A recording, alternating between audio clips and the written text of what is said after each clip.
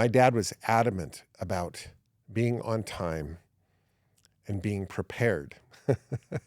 and and I got to tell you something, to an extreme like you can't believe.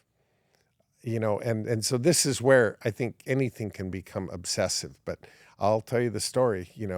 I'm 16 years old, and I think my first piece of shit car wasn't running at the time, and I had to, ask Dad, can I use the car to go out on this Friday night or something? And he said, when you're in your own car, there's a lot more flexibility.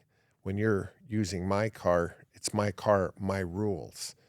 I said, I understand, Dad. He said, okay, so I want you home and I want that garage filled with this car by midnight.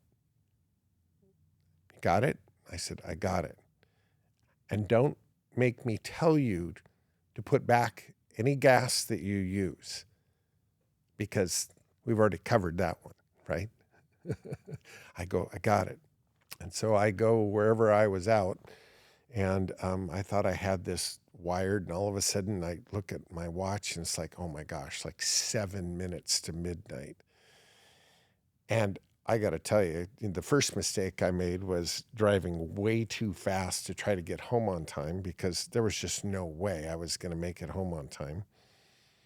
But I remember trying, and I remember pulling into that driveway, and the garage door was open, and the lights in the garage were on, and the workbench right at the end of the garage, right dead center in the middle of the workbench, was a digital clock, a big one.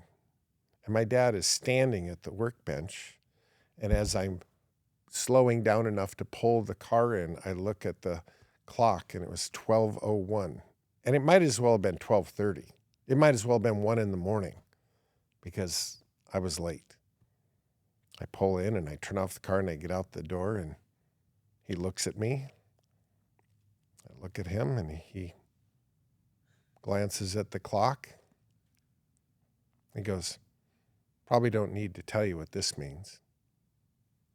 And I said, no, sir. And that was it. The last time I ever used his car. Ever. And so I didn't even ask. Believe me, I knew the answer.